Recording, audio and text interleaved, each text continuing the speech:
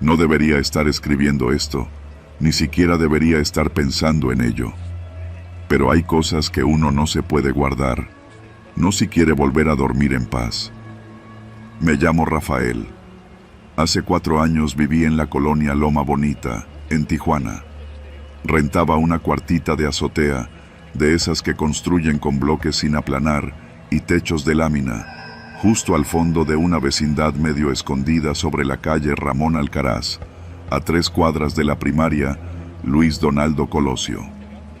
Llegué ahí porque me quedé sin chamba en el centro y un primo me ofreció ese cuarto barato y discreto. Lo tomé sin pensar mucho.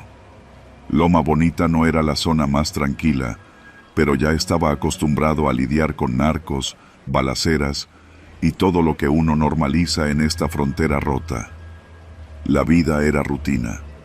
Trabajaba de cargador en una ferretería por el Boulevard Díaz Ordaz. Regresaba cansado, cenaba en el puesto de hot dogs de Doña Tencha y dormía como piedra. Hasta que algo, o mejor dicho, alguien, me hizo mirar a un lugar donde nadie quiere mirar. Fue un viernes cuando empezó. Estaba regresando tarde de una jornada larga, como a las 11 de la noche, y al pasar por el callejón que está detrás de la vecindad, uno que conecta con un terreno baldío donde antes decían que tiraban muebles viejos, vi a 3 hombres bajando tambos azules de una camioneta vieja, una Suburban sin placas. Lo raro no fue ver tambos. Lo raro fue verlos usando guantes gruesos, cubrebocas industriales y ropa que parecía de quirófano. Todo en silencio. Coordinados. No me vieron. O al menos eso creí. Seguí caminando como si nada, aunque con los oídos ardiendo. No era raro que la gente tirara basura ahí, pero esos tipos no estaban tirando nada. Estaban metiendo algo. El sonido era inconfundible, líquido, mucho, como agua cayendo en agua. Me alejé lo más rápido posible sin correr.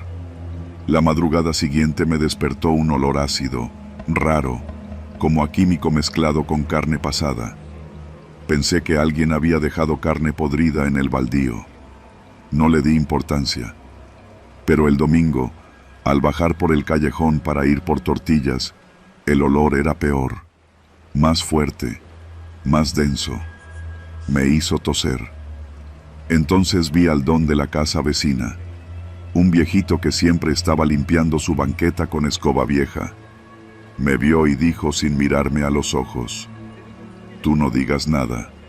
Aquí nadie dice nada». Lo dijo como quien te da un consejo, no como amenaza. Pero igual me caló.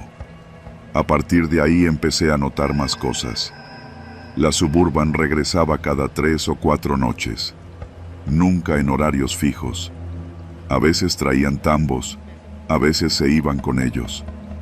El baldío de pronto dejó de tener perros callejeros. Incluso los zancudos desaparecieron. Y lo peor, ya nadie caminaba por ahí. Como si el callejón se hubiera borrado del mapa. Intenté convencerme de que no era mi asunto, que el barrio siempre había sido así, pero algo en mí no podía dejarlo pasar. Una noche me armé de valor y me asomé desde la azotea. Vi como uno de los hombres se quitó la máscara por un momento. No lo reconocí, pero era moreno, calvo, y tenía una cicatriz gruesa que le cruzaba la mandíbula. Hablaba con otro, y entre el ruido del tambor que llenaban, oí con claridad: «Dile al compa pozolero que este sí venía entero». Ese nombre me heló. No era la primera vez que lo escuchaba. En las noticias, cuando aún hablaban de él. Santiago Mesa López. El que disolvía cuerpos en ácido. El que trabajaba para el cártel de Tijuana. Decían que ya lo habían agarrado, que estaba en la cárcel. Pero entonces, ¿quién estaba en ese callejón? El lunes no fui a trabajar. Me inventé que estaba enfermo. Algo dentro de mí no podía ignorar lo que había escuchado. Investigué en internet, leí testimonios, vi fotos, Me metí en foros olvidados de vecinos de Tijuana. Encontré algo que me dejó helado. Una nota vieja del 2008 mencionaba un predio en Loma Bonita donde se habían encontrado rastros de sosa cáustica, grasa humana, huesos. Nunca se esclareció. El predio quedó abandonado. Nadie se atrevía a construir ahí. Era justo el terreno de mi callejón. Pensé en denunciar, pero ¿a quién? ¿A la policía que no sube si no les pagas? ¿A los federales que trabajan para el mismo cartel? Esa semana me mudé.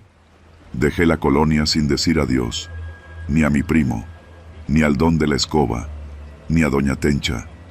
Metí mis cosas en una mochila y me fui a dormir al albergue de la colonia Reforma. No quise volver, pero los olores no se van. A veces, cuando llueve fuerte, juro que el drenaje huele igual a esa madrugada. Ese tufo agrio, como mezcla de cloro, grasa y algo más que no puedo describir. Nunca lo conté. Hasta ahora. Porque hace 2 días vi una noticia en un portal local. Vecinos reportan olores fétidos en antiguo predio de Loma Bonita. Autoridades no encuentran nada. Y ahí estaba. La foto del terreno. La misma reja oxidada, la misma basura apilada en la esquina, la misma sombra detrás del tambo azul.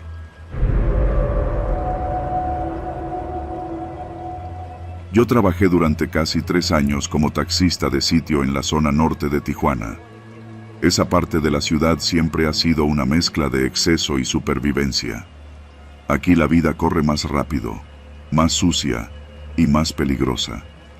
Gente que llega sin papeles, gringos decrépitos buscando placer barato, mujeres que no tienen otra opción más que vender su cuerpo, y nosotros, los choferes, que vemos todo desde el espejo retrovisor y aprendemos a quedarnos callados. Nunca he sido de los que se mete en problemas. Tengo 47 años, 3 hijos, y una mujer que me ha aguantado más de lo que debería. Manejo porque es lo que sé hacer, pero hay noches que se quedan pegadas en el alma como aceite rancio, noches que te sacuden hasta el tuétano y no te sueltan. Esto pasó en el verano de 2022, justo después de las elecciones locales. Yo ya conocía de vista a muchas de las muchachas que trabajaban en la Coahuila y la Constitución. Siempre hay caras nuevas, pero también hay veteranas que te saludan con confianza porque les has echado la mano, porque las llevas gratis a sus casas cuando las golpea un cliente o les das cambio para el motel. No todos los taxistas son una mierda. Esa noche recogí a una muchacha que apenas llevaba un par de meses por ahí.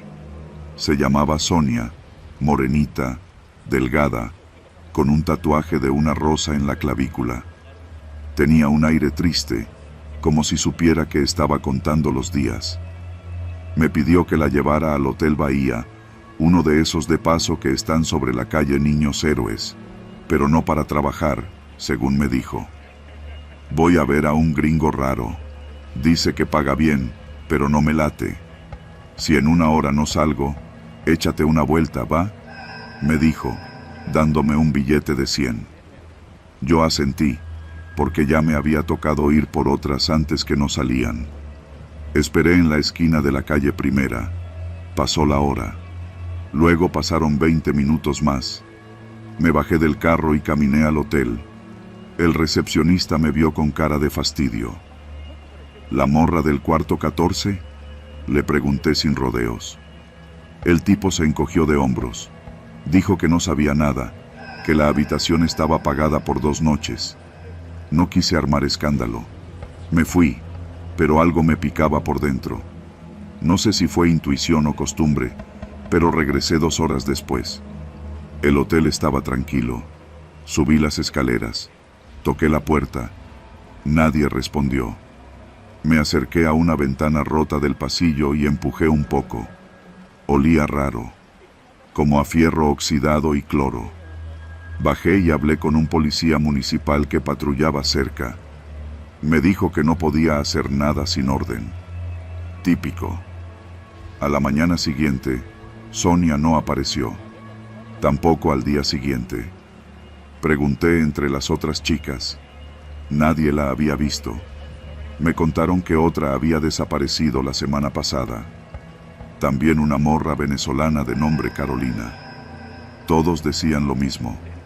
Las habían visto por última vez con un tipo alto, güero, con acento raro. Un gringo. Me empezó a carcomer la preocupación. Yo la había dejado allí. Yo la vi subir.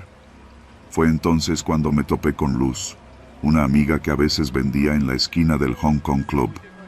Me dijo que ella también había estado con ese tipo, que la había llevado al mismo hotel, que el vato era amable pero tenía una maleta rara, de esas rígidas, pesadas, y que usaba guantes quirúrgicos para no dejar huellas.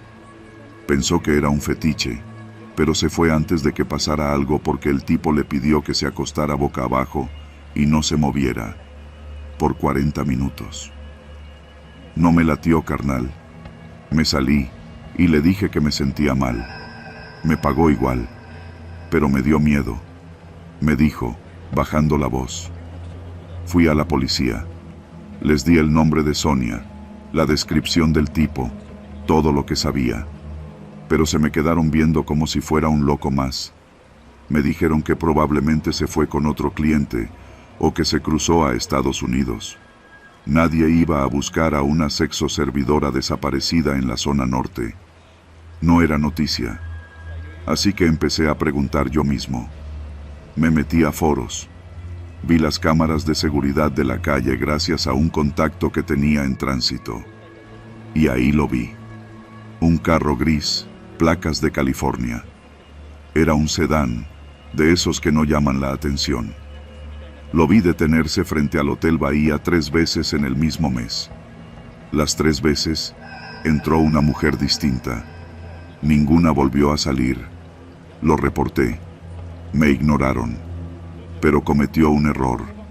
En una de las grabaciones, se le veía de perfil. Lo imprimí. Lo pegué en la base de taxis, en la entrada de los bares. Pregunté por todas partes. Nadie lo conocía, hasta que un coyote, de los que cruza gente, me dijo que lo había visto entrando por la garita de Otay hace una semana. Venía solo. Siempre venía solo. Pagaba en efectivo.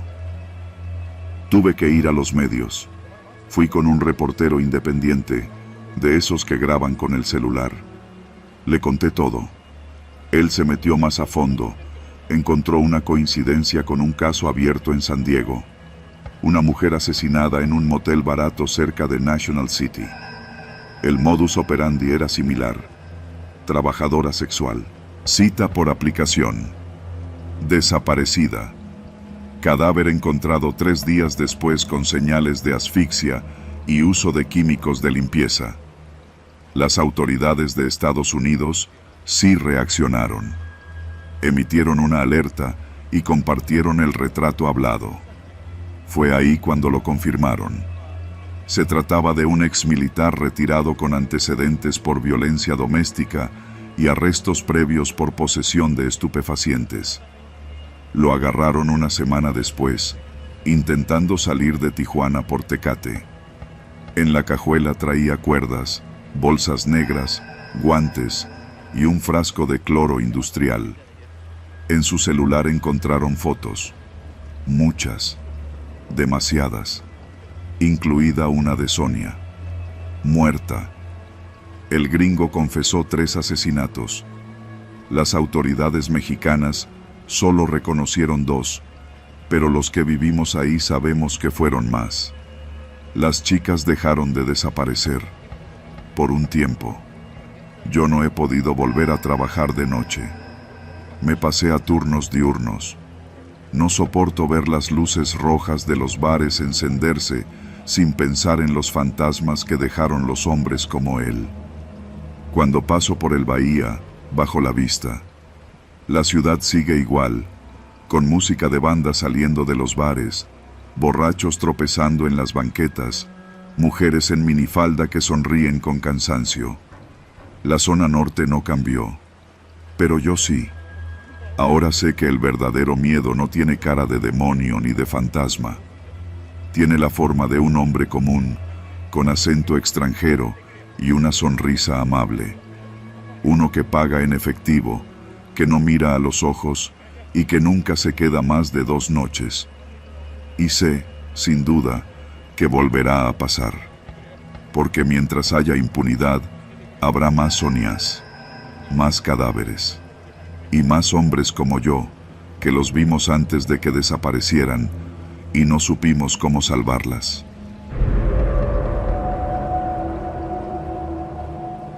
Mi nombre es Raúl. Hasta hace poco, era uno de esos cabrones que se ganan la vida entre fierros oxidados, aceite viejo y motores inservibles. Trabajaba en un yonque en la Avenida Internacional, justo en Tijuana, pegadito al muro fronterizo. Era un lugar de esos donde los carros viejos van a morir y los vivos escarban entre sus huesos para hacerlos rendir una última vez. El Yonque Gómez era una mezcla entre taller improvisado y cementerio de autos. Don Lupe, el dueño, era un viejo chaparro y duro que te escupía órdenes entre cigarros. Ahí trabajábamos 7 cabrones. Yo, el Rulas, el Gordo Mario, el Huicho, el Damián, el Canelo y un morro nuevo que apenas llevaba unas semanas, el Toño. Todos jalábamos en la misma rutina: desmantelar, separar piezas útiles, quemar lo inservible. Al final del día, uno acababa oliendo a metal quemado y diésel viejo. Todo empezó un miércoles, creo. Era noviembre. El aire estaba seco, sucio, con ese tufo constante a smog y grasa. Llevábamos días acumulando chatarra porque el camión del reciclaje no había pasado. Y ese día, justo antes de cerrar, Don Lupe nos pidió algo fuera de lo normal. Hay que hacer espacio. Quemen los restos que ya no sirvan, hoy. La idea no nos gustó. Normalmente eso lo hacíamos los sábados, con cuidado y en un rincón apartado del terreno. Pero ese día, el viejo estaba necio. No preguntamos. En este tipo de trabajos, uno aprende a obedecer y callarse. Así que el Rulas y yo empezamos a rociar los restos con gasolina. Primero fue una suspensión rota, luego partes de carrocería, y al rato ya teníamos una pila de partes inútiles lista para arder. Prendimos el fuego a eso de las 6 de la tarde. El sol apenas caía, y el cielo empezó a llenarse de un humo gris que olía a caucho podrido. La columna se elevó alto, como un dedo acusador. Desde la Avenida Internacional se veía claramente. Alguien llamó a los bomberos. Eso supimos después. En medio del incendio, algo se nos fue de las manos. Las llamas se expandieron hacia un rincón donde había bidones con restos de aceite. Nadie los había visto. Cuando estallaron, el estruendo fue brutal, como si hubiera reventado una granada. Me tiré al suelo instintivamente. Cuando levanté la cabeza, vi a Toño corriendo con la camisa en llamas, gritando como si se estuviera deshaciendo por dentro. El Gordo Mario fue el primero en alcanzarlo. Lo cubrió con una lona empapada, pero ya era tarde. El morro no gritó más. En segundos, el yonque entero era un caos. Los carros chatarra comenzaron a calentarse, algunos aún con gasolina en sus tanques. Uno explotó, después otro. El fuego bailaba entre fierros retorcidos y columnas de humo espeso. El calor era insoportable, como si la tierra misma se abriera. El Huicho quedó atrapado entre 2 carcachas volcadas. Intentamos sacarlo, pero las llamas nos ganaron. Lo vimos estirando la mano, gritando nuestro nombre, hasta que la humareda lo engulló. No hubo forma de llegar a él. Yo corrí a la bodega donde estaban los extinguidores. Fue cuando lo noté. La puerta estaba cerrada. Por dentro, no había forma de que se atorara sola. Grité, golpeé. Nadie respondía. Me alejé corriendo y vi que don Lupe estaba parado cerca del contenedor de basura, con el teléfono en la oreja, como si nada. Me acerqué corriendo a él, desesperado. «Llama a los bomberos, viejo de mierda», le grité. Pero el cabrón ya había colgado. Me miró con una calma que me revolvió el estómago. «Ya vienen», dijo. «Pero no se apuren tanto.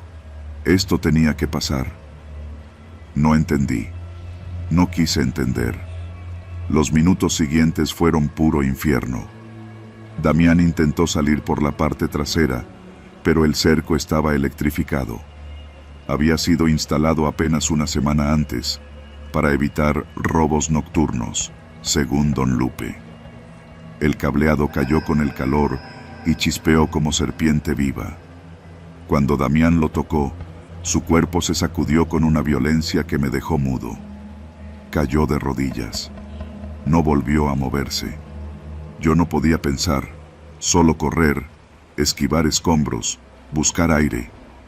El fuego nos empujó hacia el lado norte del terreno, donde los carros más antiguos estaban apilados como cadáveres. Ahí me topé con el Canelo. Tenía el brazo dislocado y la cara cubierta de hollín. Me miró como si ya supiera que no saldría de ahí. «Don Lupe, lo planeó», dijo con voz ronca. Escuché cuando hablaba por teléfono. Dijo que ya no podía mantenernos, que el seguro cubriría todo, todo. No lo podía creer. Pero mientras lo cargaba para sacarlo de entre los fierros, la idea empezó a calar. El viejo sabía lo que hacía. No fue un accidente. Nos estaba quemando vivos para cobrar el seguro del negocio. Un yonque lleno de piezas y vidas desechables. Los bomberos llegaron casi media hora después. Para entonces, todo era humo y silencio. Yo logré salir arrastrando al Canelo, aunque él ya apenas respiraba. El Rulas también logró escapar, pero con quemaduras en todo el brazo derecho. El resto no salió. 5 muertos, incluido Toño, el morro que apenas empezaba. Los periódicos hablaron del accidente trágico. Un incendio en un yonque, posiblemente por negligencia. Nadie mencionó que el sistema de riego de emergencia no funcionó. Nadie preguntó por qué el portón estuvo cerrado desde fuera, o por qué don Lupe tenía todos sus papeles del seguro en orden desde la semana pasada.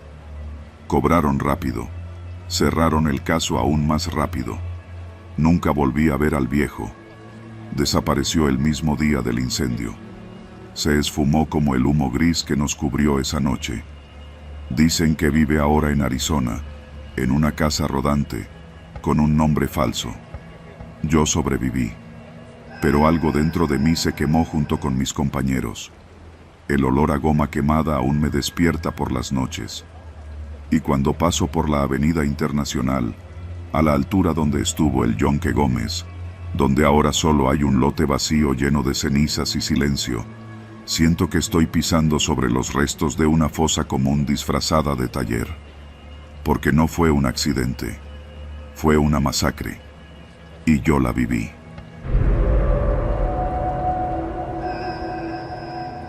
Me llamo Emiliano, y soy fotógrafo documental. Por años he recorrido todo Baja California, documentando asentamientos irregulares, viviendas autoconstruidas, conflictos territoriales y lo que muchos prefieren no ver. Fue por eso, precisamente, que terminé en Maclovio Rojas, una colonia que desde los 90 ha sido sinónimo de lucha, olvido y rumores oscuros. Mi intención era retratar a las familias que viven en los márgenes, pero terminé encontrando algo que me marcó para siempre. Todo comenzó cuando conocí a la Chata, una mujer bajita, seca y directa, que llevaba más de 20 años viviendo ahí. Su casa estaba hecha de lámina, cartón prensado y madera vieja, como muchas otras en la zona, pero lo que la diferenciaba era su disposición a hablar. Fue ella quien me mencionó, con un tono entre confidencial y desafiante, que uno de los predios cercanos ya casi en ruinas, había sido usado por el pozolero. Me lo dijo como quien escupe una verdad, sin adornos. A esos no se les olvida, mijo. Aquí nomás lo disfrazan de rumor, pero los que vivimos aquí sabemos que sí, dijo mientras fumaba un cigarro delicado sin filtro. Me indicó con el dedo un terreno cercado con malla ciclónica oxidada, lleno de maleza y costales de escombro. Era uno de esos lugares que el gobierno no toca, ni con promesas. Volví esa misma tarde, cámara en mano. El predio estaba en silencio, rodeado por casas vacías o semiabandonadas. No había luz pública en esa calle, y los únicos sonidos eran los ladridos lejanos de perros y el zumbido constante de los transformadores colgados de postes torcidos. Brincar la malla fue fácil. Me deslicé con cuidado, evitando los alambres expuestos. El lugar olía a tierra húmeda, pero también a algo más, algo que no supe identificar de inmediato. Lo primero que noté fue que había restos de tambores oxidados semienterrados en la tierra. También había huellas de excavaciones a medio cubrir, como si alguien hubiera intentado ocultar algo a toda prisa. Tomé fotos, claro. El objetivo era retratar el olvido, no el morbo. Pero había algo inquietante en ese sitio. No por lo que se veía, sino por lo que no. Me detuve frente a un pequeño montículo cubierto de cal blanca. No era grande, tal vez de 1 metro de diámetro. La cal estaba compacta, como si el tiempo y el peso de la tierra la hubieran solidificado. Me agaché, saqué mi navaja y rasqué apenas la superficie. Y fue ahí cuando algo cambió. Debajo de la cal se asomaba una tela de mezclilla, de un color tan desteñido que casi era gris. Me congelé. No sé cuánto tiempo estuve ahí, inmóvil. El sonido más fuerte era mi respiración. No toqué más. Me levanté y me fui caminando, sin correr. Una parte de mí ya sabía que ese lugar no era solo un punto olvidado. Era una tumba. Pasaron 2 días antes de que volviera. En ese tiempo, hablé con 2 vecinos más que se limitaron a evadir mis preguntas o a cambiar de tema. Una señora, más valiente que el resto, me dijo algo que me perturbó. Mire, joven, hace como unos 5 años vinieron unos hombres, trajeron retroexcavadora, levantaron todo ese terreno por orden del gobierno, dizque para buscar evidencia, pero lo dejaron igual. Nomás quitaron unos tambos y se fueron. Dijeron que ahí había puros desechos industriales, pero nadie les creyó. Aquella noche, algo me impulsó a regresar al predio, esta vez con una lámpara potente y mi cámara GoPro. El plan era sencillo: grabar y documentar todo. Subí al terreno cerca de las 10 de la noche. La calle estaba completamente vacía. Ni los perros ladraban. El aire era espeso y olía a metal oxidado. A medida que caminaba entre los tambos viejos y los montículos, empecé a sentir un hormigueo en la nuca. No era miedo, todavía no. Era una especie de alerta natural. Algo no estaba bien. Revisé la cámara, encendí la luz y comencé a grabar. De repente, escuché un ruido seco, como una piedra cayendo. Me giré, pero no vi a nadie. Revisé con la lámpara cada rincón, entre los matorrales, detrás de los tambos. Nada. Seguí grabando. A los pocos minutos, vi algo brillante en la tierra. Me acerqué y noté una pulsera de metal, vieja, cubierta de tierra. Grabé un primer plano. Fue cuando me puse de pie que lo escuché. Pasos, lentos, irregulares, como si alguien arrastrara los pies entre la maleza. Apagué la lámpara. Me agaché instintivamente, y por un momento deseé no haber regresado. Los pasos se acercaban. No había duda. Eran reales. No eran el viento, ni mi mente. Tragué saliva. Me quedé quieto. Cuando los pasos se detuvieron, sentí que me miraban. No sé cómo describir esa certeza, pero era real. Sentí ojos detrás de la maleza, en las sombras, observándome. Podía oler el sudor salado de mi miedo. Pasaron segundos que parecieron minutos. Luego, otra piedra cayó cerca, muy cerca. Me levanté y caminé hacia la salida. No corrí, porque sabía que si lo hacía, confirmaría que estaba ahí sin permiso. Me sentía como un intruso en un lugar que todavía guarda secretos que nadie quiere que se sepan. Brinqué la malla y caminé varias cuadras hasta llegar a la avenida principal. Solo entonces saqué el teléfono y marqué a mi contacto en el periódico. Le pedí que me consiguiera acceso a los archivos del caso del predio en Maclovio Rojas. A la mañana siguiente, recibí su mensaje. Ese terreno sí fue asegurado. Encontraron restos óseos, tambos con cal, ropa y dientes. Pero lo clausuraron por falta de pruebas contundentes para nuevos procesos. El expediente se quedó abierto, pero dormido. Dormido. Como si las cosas allí estuvieran esperando. Vendí la historia, sí, pero las fotos del predio nunca las publiqué. Algunas noches, cuando apago las luces, juro que siento los mismos pasos que escuché en aquel terreno baldío. Lentos, irregulares. Sé que no estoy loco. Solo fui testigo de un lugar donde el silencio no es paz, sino un acuerdo entre el miedo y el olvido.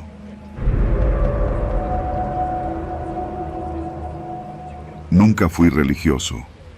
De niño me obligaban a ir a misa, como a todos, pero con los años dejé de comulgar con la fe. Aún así, ese día me encomendé a todos los santos, aunque no conociera sus nombres. Porque cuando te apuntan con un arma a la cabeza, no pensás en ciencia ni en lógica, pensás en sobrevivir. Mi nombre es Julián García. En 1993, yo tenía 28 años y trabajaba como chofer de alquiler en Guadalajara. No tenía placa de sitio. Era de los que esperaban afuera del Aeropuerto Internacional Miguel Hidalgo, con la esperanza de que algún viajero desesperado necesitara salir sin pasar por la fila. Algunos nos miraban con desdén, como si fuéramos buitres, pero la mayoría solo quería irse rápido y sin preguntas. Esa mañana, me estacioné en el punto usual, justo detrás del área de llegadas internacionales. Llevaba una hora esperando, escuchando a Juan Gabriel en la radio y revisando el retrovisor cada tanto. Había algo raro en el aire, un movimiento tenso. Los policías federales estaban más inquietos de lo normal. Había más vigilancia, helicópteros sobrevolando a baja altura. Yo sabía leer el ambiente. No era mi primer rodeo. Me pregunté si habría alguna visita importante.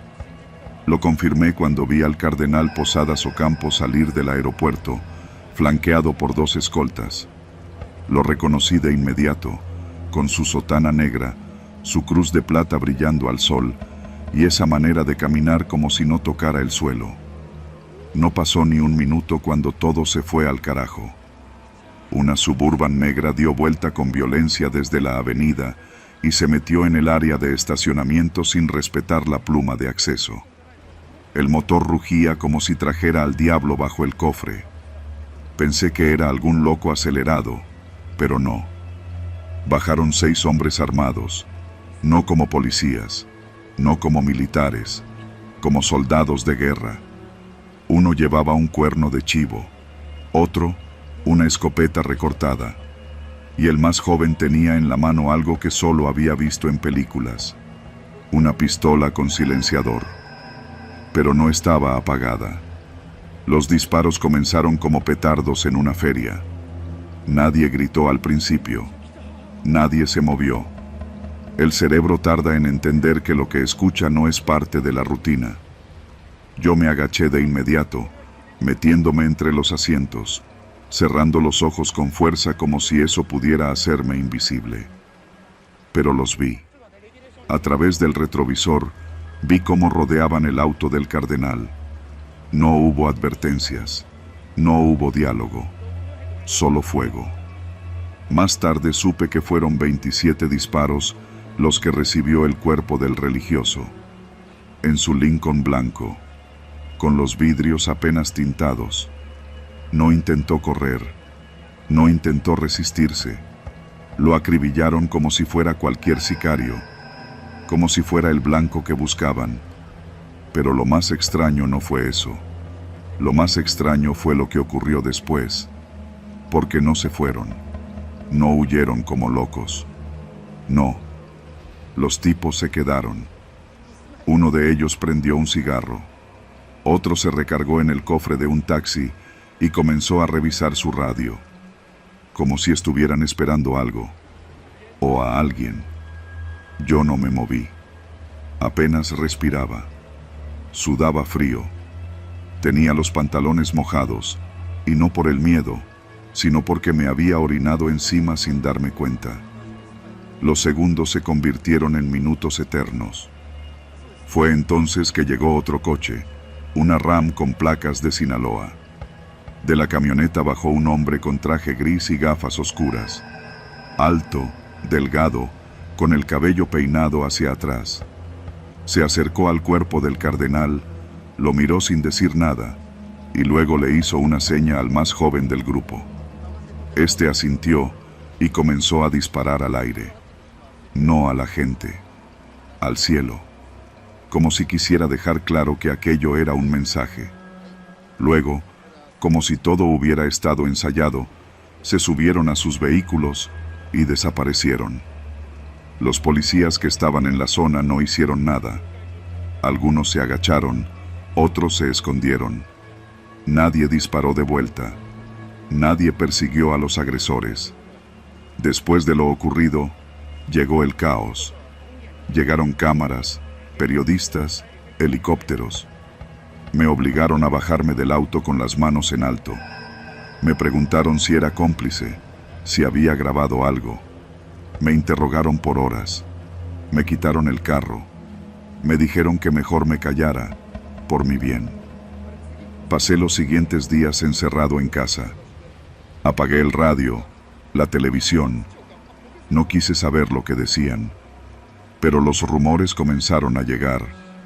Que el cardenal había sido confundido con el Chapo, que los Arellano Félix lo habían mandado a ejecutar, que fue un ajuste de cuentas por andar de mediador entre narcos. Yo no sé qué fue, pero sí vi algo que nunca olvidaré. Cuando los tiradores estaban retirándose, el joven que fumaba y había disparado al cielo se detuvo un segundo a mirar mi coche. Me vio, estoy seguro, porque sonrió. Una sonrisa cortita, seca, de esas que no tienen alegría, solo poder. Y luego se fue. Esa sonrisa me persiguió durante años. No me atreví a volver al aeropuerto. Cambié de ciudad.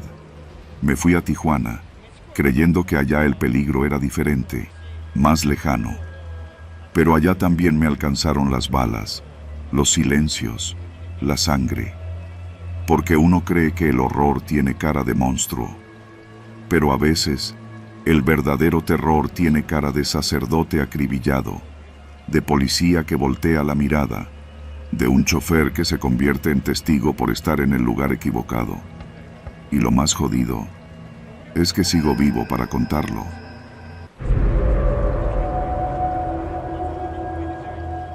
Me llamo Rodrigo, y durante casi 5 años fui chofer de taxi libre en Tijuana. Me movía sobre todo por las colonias del sur de la ciudad, y aunque no era raro que tocara zonas pesadas, evitaba ciertas calles como si fueran terreno minado. Una de esas zonas era Sánchez Taboada. Yo sabía, todos sabíamos, que ahí mandaban otros códigos. Si uno tenía sentido común, no se metía más allá del bulevar, y mucho menos de noche. Pero la necesidad, ya sabes, no pregunta. Esa noche, cerca de las 10, un chavo me paró justo en la esquina de la vía rápida. Llevaba una chamarra negra con gorra y una mochila en la espalda. Subió sin saludar, como si ya supiera que iba a aceptar. Sánchez Taboada, hasta la casa de la esquina en el callejón Hidalgo, me dijo sin mirarme. Dudé. Me detuve unos segundos con el pie en el acelerador, pero luego pensé en los 150 pesos que podía sacar. No me daba para pensar mucho más. ¿Seguro que allá? Le pregunté. No más dale, jefe, respondió seco. Tomé la ruta que ya conocía, bajando por el Boulevard Díaz Ordaz y luego metiéndome por las calles que comenzaban a perder luz y pavimento. Esa colonia tiene partes que parecen zona de guerra, casas con ventanas tapiadas, calles sin pavimentar, perros flacos vagando como fantasmas. Mientras avanzábamos, empecé a notar que el chavo miraba su celular una y otra vez, sin escribir nada. Solo observaba la pantalla, como esperando algo. Cuando llegamos al callejón Hidalgo, me pidió que me detuviera sin apagar el motor. Espérame unos minutos, regreso rápido. Si ves que tardo más de 10, te vas, dijo. No me dio tiempo de contestar. Bajó del carro, se metió por una puerta entreabierta y desapareció.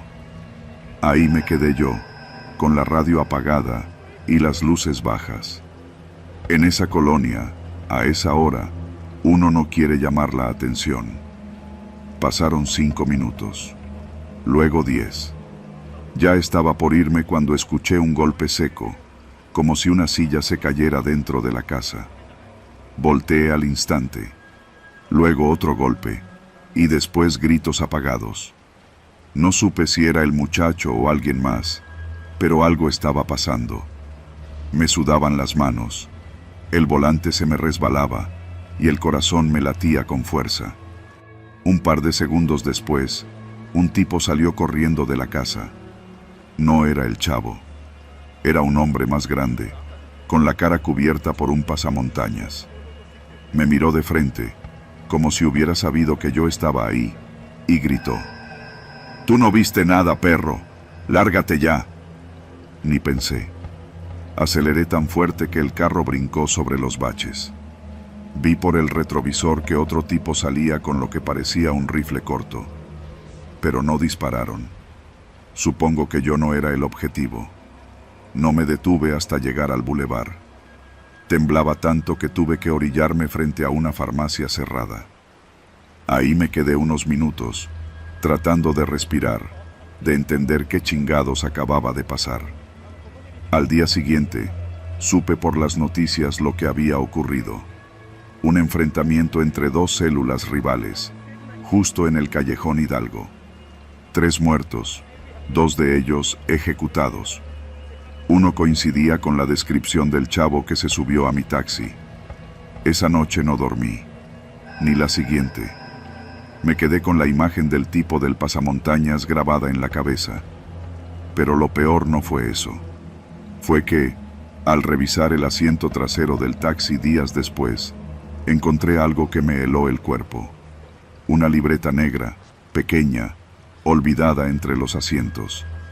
La abrí por curiosidad, y ahí estaban escritos varios nombres, apodos, direcciones, montos. Y al final, en letra distinta, un mensaje que me dejó sin aliento. Gracias por el ride. No se me olvida la cara. Desde entonces, no volví a aceptar pasajes en Sánchez Taboada. Vendí el taxi unos meses después y me cambié de colonia. No sé si sigo en alguna lista, si alguien aún recuerda mi cara, o si solo fue una forma de asustarme. Pero sé que esa noche fui testigo de algo que no debía ver, y aunque sobreviví, una parte de mí se quedó atrapada en esa esquina, entre callejones sin ley y hombres que nunca debieron confiar en nadie.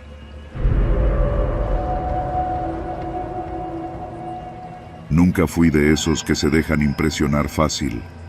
Nací y crecí en Tijuana, así que sé lo que es vivir con la adrenalina pegada a la piel. Pero hay algo que me cambió para siempre, algo que no me atreví a contar ni a mi hermano. Algo que ocurrió una noche en las calles tranquilas de playas de Tijuana, donde las casas parecen sacadas de un catálogo de bienes raíces, pero que esconden secretos como sótanos sin luz y puertas que no llevan a ningún lado. Era mediados de septiembre, todavía hacía calor. Yo trabajaba como técnico de cámaras de seguridad, de esos que instalan y reparan sistemas en casas, tiendas o donde te llamen. Tenía 27 años, un Nissan Tsuru rojo que ya traqueteaba de más y un contrato freelance con una pequeña empresa de Monterrey que me mandaba clientes por aplicación. Ese día había terminado un trabajo en Otay cuando me entró una notificación. Instalación urgente. Domicilio. FRAC. Costa de Oro, playas de Tijuana. Pago inmediato. Cliente necesita discreción. Discreción. Siempre es mala señal. Pero el pago era bueno, y pensé que se trataba de alguna pareja celosa queriendo grabar al jardinero o algo así. Acepté. Manejar de Otay hasta playas no es rápido, pero con buena música y las ventanas abajo, llegué en poco menos de una hora. El sol ya se escondía cuando crucé la glorieta del faro. La casa estaba en una callecita cerrada, sin nombre visible. Tenía fachada moderna, blanca, con detalles en piedra y un portón eléctrico negro. Me estacioné justo frente a la banqueta. No había más coches, ni gente afuera, ni perros ladrando. El silencio me hizo bajar el volumen a la radio sin pensarlo. Toqué el timbre y una voz de mujer, entrecortada por estática, sonó por el interfón. «Pasa, la puerta está abierta». Pensé que era otra de esas casas con asistentes virtuales. Empujé la puerta y entré. El interior era amplio y moderno, con paredes grises, muebles de diseñador y ese olor a nuevo que tienen las casas recién remodeladas. Pero no vi a nadie. Solo escuchaba música suave, un saxofón que venía de algún rincón.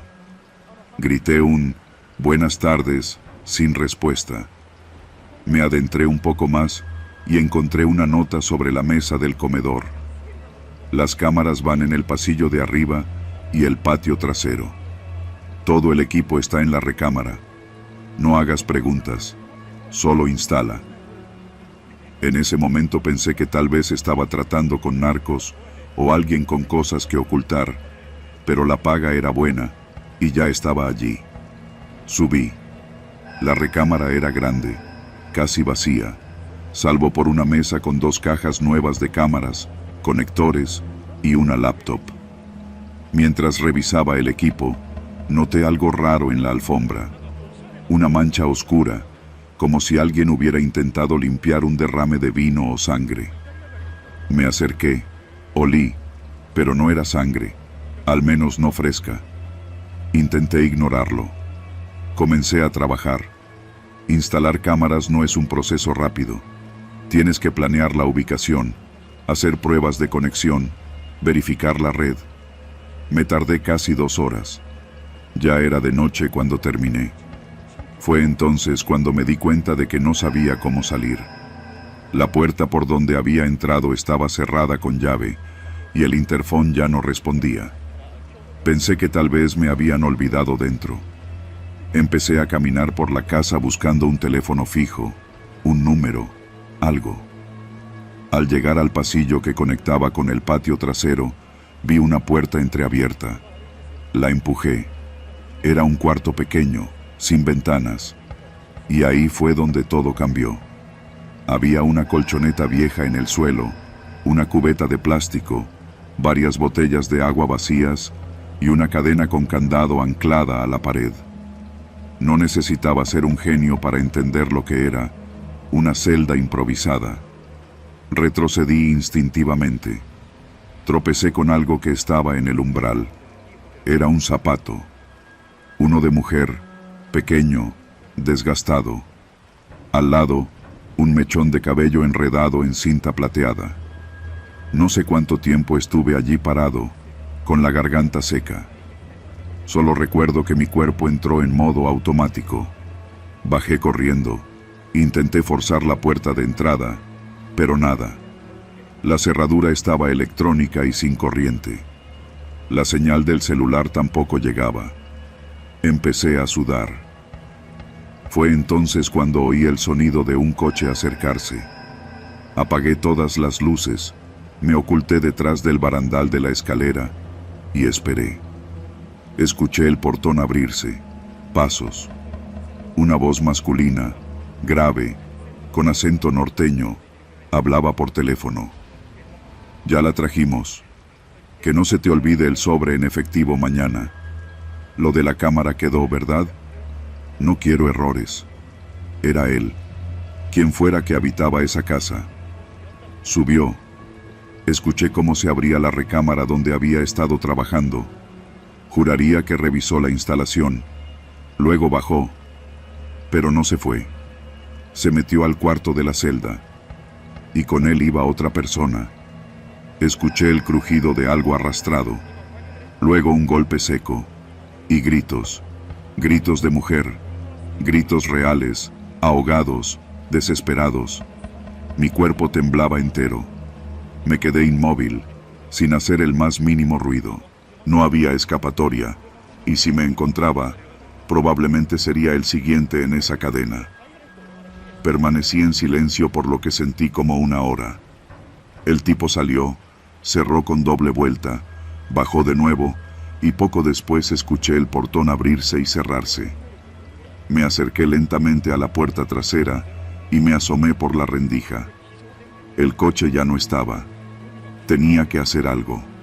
Subí de nuevo, agarré la laptop que había usado para configurar las cámaras. Revisé. Efectivamente, las cámaras ya estaban grabando, y una de ellas apuntaba justo hacia el cuarto. El sistema había almacenado las últimas horas. Guardé todo en una USB que encontré en la caja. Me armé de valor, bajé y forcé la cerradura trasera con una llave Allen que llevaba en mi mochila. Tras varios intentos, logré abrir. Salí directo al patio, brinqué la barda de 2,5 metros hacia la casa de al lado, que estaba en obra negra. Me raspé los brazos, caí mal, pero seguí corriendo sin ver atrás. Corrí hasta llegar a una tienda de abarrotes abierta sobre la calle principal. El encargado, un señor gordo con camiseta del América, me vio tan mal que me dio agua sin cobrar. Le pedí que llamara a la policía. Los patrulleros llegaron en menos de 15 minutos. Les di la dirección, el USB, mi nombre, todo. Nunca había hablado tan rápido en mi vida. Uno de ellos me creyó. El otro me miraba como si estuviera inventando todo. Les insistí que una mujer estaba encerrada ahí, y que si no hacían algo pronto, iba a desaparecer. Por fortuna, uno de los agentes era del mismo fraccionamiento. Fue él quien presionó para que entraran con orden de cateo. Cuando al fin lo hicieron, la encontraron. Estaba viva, golpeada, pero viva. Tenía 16 años. Llevaba desaparecida desde hacía casi un mes. Su familia era de Tecate. Había sido secuestrada en una plaza comercial y nadie supo más hasta esa noche. Yo di mi testimonio, entregué los equipos y luego desaparecí. Cambié de número, de colonia, de rutina. Durante semanas, cada vez que veía un coche negro pensaba que venían por mí. Pero sobreviví. Y aunque no puedo olvidar su grito aquella noche, tampoco puedo olvidar lo cerca que estuve de no salir.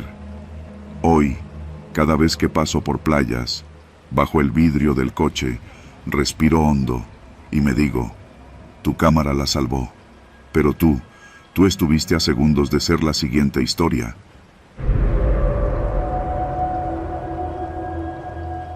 Mi nombre es Darío Rodríguez, y si alguna vez has pensado que lo peor que puede pasarle a un fotógrafo es que no le paguen por su trabajo, es porque nunca has encontrado lo que yo encontré. Trabajo como fotógrafo independiente desde hace poco más de 10 años. Hago de todo: bodas, bautizos, campañas para redes sociales, incluso retratos para políticos locales. Pero lo que realmente me apasiona, y lo que más me deja, es documentar zonas en proceso de urbanización. Fotografías de terrenos, casas en obra negra, calles recién pavimentadas. Le vendo las imágenes a constructoras, notarios, despachos de arquitectos.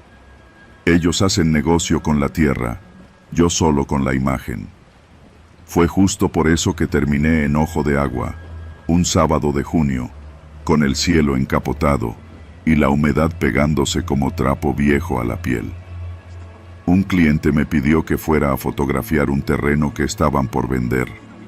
Estaba en una zona un poco más apartada de la colonia, donde las calles apenas sí estaban empedradas y muchas casas aún eran solo esqueletos de bloc. Ve temprano, me dijo, por seguridad.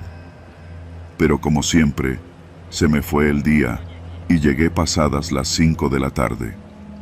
El terreno estaba a unas cuadras del famoso tianguis, pero ya hacia el límite con lo que antes era puro cerro.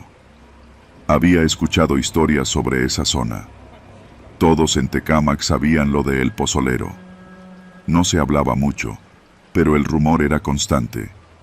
Pozos profundos, casas abandonadas, olor a químicos. Sin embargo, yo soy de esos tercos que creen que mientras más miedo le tengas a un lugar, más poder le das. Caminé con mi cámara colgada al cuello.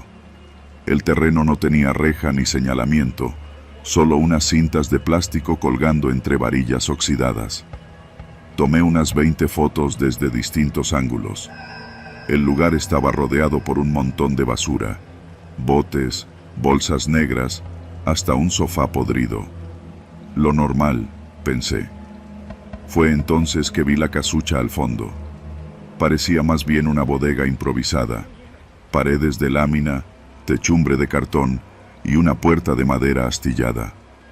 No estaba cerrada con candado ni tenía señales de haber sido usada recientemente, pero la curiosidad pudo más. Me acerqué y empujé con cuidado. El interior olía a humedad, tierra vieja y algo más. No era exactamente putrefacción, pero tampoco algo que se pudiera ignorar. El piso era de tierra apisonada. Al fondo, una mesa metálica con lo que parecían ser restos de herramientas, cubetas, pinzas, tubos, todo cubierto por una capa espesa de polvo. Saqué la cámara, sin pensar. Cuando uno se dedica a esto, el instinto te gana. Empecé a tomar fotos del interior, de los objetos. Me acerqué a la mesa. Había manchas, viejas, secas, marrones. En la esquina, una libreta.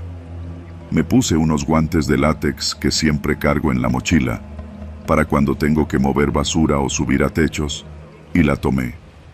La libreta estaba empapada de humedad, con las hojas pegajosas, pero algunas anotaciones eran legibles. Listas de nombres, fechas, cantidades, coordenadas. Algo me hizo sudar frío. Uno de los nombres, Jonathan Álvarez, me sonaba. Busqué en mi celular. Era el mismo nombre de un chico desaparecido en el 2011, uno de tantos cuyos padres aún pegaban carteles en el centro de Tecámac cada 1 del mes. Seguí hojeando. Otros nombres. Apodos. El Químico. Chaparro Tehuacán. Ñacas. La mayoría me eran desconocidos, pero por alguna razón, leerlos me dio una sensación de estar hurgando donde no debía. Al final de la libreta, una hoja doblada. La abrí. Era un croquis a mano, detallando una especie de pozo con 2 accesos laterales y una anotación. Cerrado en 2008, aún hay restos. El aire se volvió espeso. No podía respirar bien. Salí de la casucha tambaleándome, guardando la libreta en la mochila. Quise largarme de inmediato, pero cometí un error. Me metí más. Caminé hacia la parte trasera del terreno. El suelo era irregular, pero en una esquina Vi algo sobresalir. Pensé que era un tronco seco, pero al acercarme, noté que era concreto, partido. Un círculo mal sellado. A su alrededor, la tierra parecía removida recientemente. Me acuclillé. Había grietas por donde se filtraba el aire. Y ese olor, más fuerte ahora, entre óxido, cloro y lo que no quise identificar, el hedor me golpeó de lleno. Me levanté de golpe, sentí náuseas, pero tenía que fotografiarlo. Era evidencia. Tomé una serie de fotos, aunque las manos me temblaban. Apenas pude enfocar bien. En ese momento, escuché pasos. Me giré. No había nadie. El terreno estaba vacío, pero los pasos eran claros, secos. Me quedé congelado. Esperé. Nada. Me dije que eran nervios, que la tierra suelta podía sonar así si se movía sola. Pero ya no estaba tranquilo. Me fui. En la moto, el camino de regreso me pareció eterno. Al llegar a casa, descargué las fotos. Las revisé una por una. Todo estaba ahí. La casucha, las herramientas, la libreta, el sello agrietado del concreto. Todo, menos las últimas fotos. Las imágenes del pozo no aparecían. La cámara marcaba archivos corruptos. Intenté recuperarlos, pero era inútil. No entendía cómo había pasado. Revisé la memoria, reinicié el sistema. Nada. Solo las fotos del interior. Nada del pozo. Esa noche no dormí. Tenía la libreta y sabía que si lo que había visto era real, estaba metido en algo muy serio. Al día siguiente, fui al Ministerio Público de Tecámac. Pedí hablar con un agente. Me hicieron esperar 1 hora. Cuando por fin pasé, el tipo ni siquiera alzó la vista cuando le mencioné lo del terreno en Ojo de Agua. Pero cuando saqué la libreta, su cara cambió. Me pidió que lo esperara y salió del cubículo. Regresó 15 minutos después con otro hombre, mayor, que se presentó como parte de una unidad especial. Me dijo, con voz baja: "Lo que encontró, señor Rodríguez, forma parte de una investigación federal. Esa zona ya fue procesada, pero hay elementos que nunca se recuperaron. Usted entró al sitio solo". Asentí. Me pidió que le entregara la libreta. Me negué al principio, pero él sacó una carpeta y me mostró una orden. Cualquier evidencia hallada en zonas de interés federal debe ser entregada de inmediato. Me quedé helado. Le di la libreta. Esto no debe divulgarse, por su bien, ni en redes sociales, ni con medios. ¿Entendido? Solo pude asentir. Desde entonces, algo cambió. Días después, recibí una llamada de un número desconocido. Nadie habló. Luego, correos anónimos pidiéndome que borrara las fotos, que dejara de investigar. Pero lo peor fue la visita. Una noche, cerca de las 3 de la madrugada, alguien tocó la puerta de mi departamento. Fuerte, como si quisieran tirar la madera. Me asomé por la mirilla. No había nadie. Desde entonces, no volví a trabajar en zonas aisladas. Y cuando me preguntan por qué dejé ese cliente, por qué ya no hago fotos para terrenos, solo digo que hay lugares donde la tierra no quiere ser vista. Porque en Ojo de Agua, la tierra no solo guarda cuerpos, guarda secretos. Y a veces, quienes los descubren, no viven para contarlos. Yo tuve suerte.